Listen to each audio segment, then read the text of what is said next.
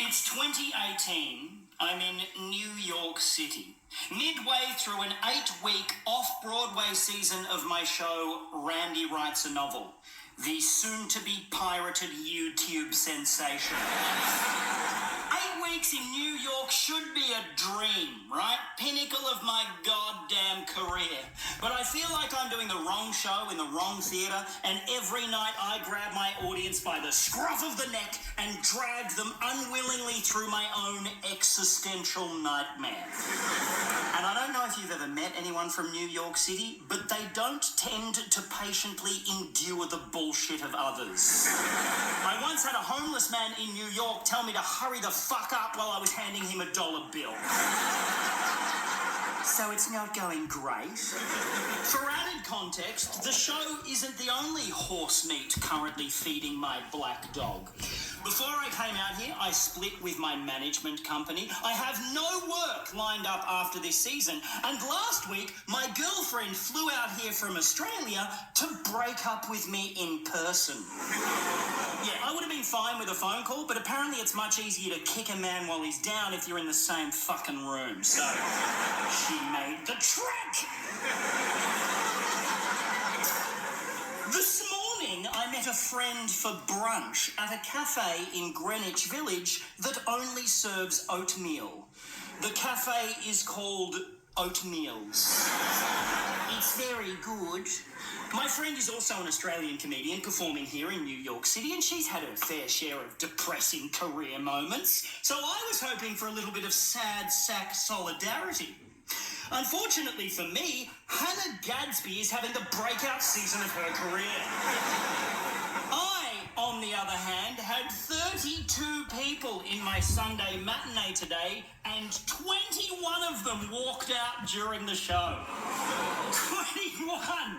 Not all at once either.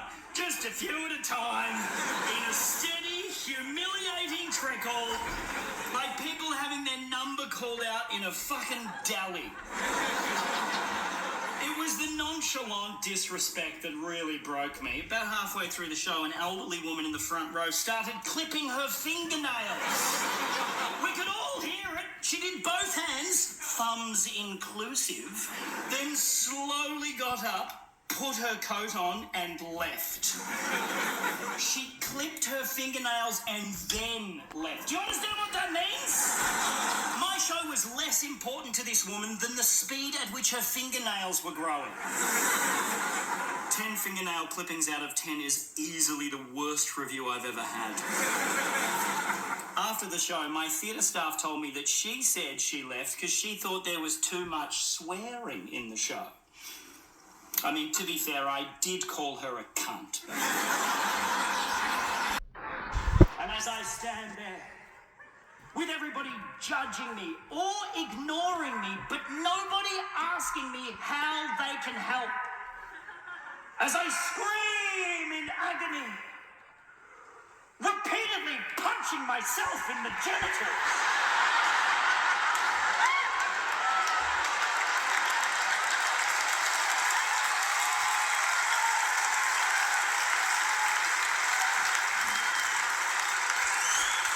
it occurs to me that this is the perfect analogy for American politics. Which is why tonight, I am announcing that I am officially running for President of the United States of America in 2024. Hit it!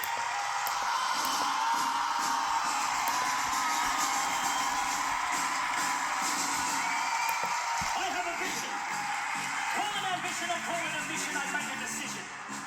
To break the tradition and bring a petition to this inquisition. It's a proposition, an admission of my position. And it began by Googling words that rhyme with vision. I was born to stand upon the stage, but times have changed and I began to disengage. Then Lady Luck delivered me into the TikTok age, where felt-faced pricks like me are all the fucking rage. My sacred works of art dissected into gimmicks. My special's far too existential to impress the cunts at Netflix. I'm chasing clicks, charging too much for ticks.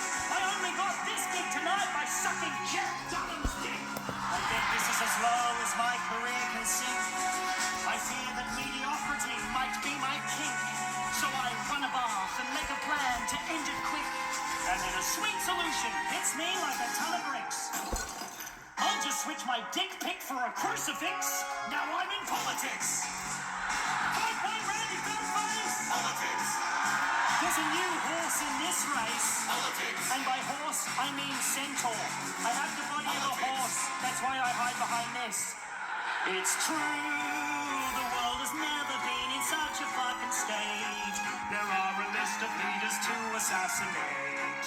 I'm not condoning it, but I would look away if you kill Peter Dutton. With great power comes great responsibility, and I intend to lead you with humility. And if I lose, then I will choose to refuse to accept the result.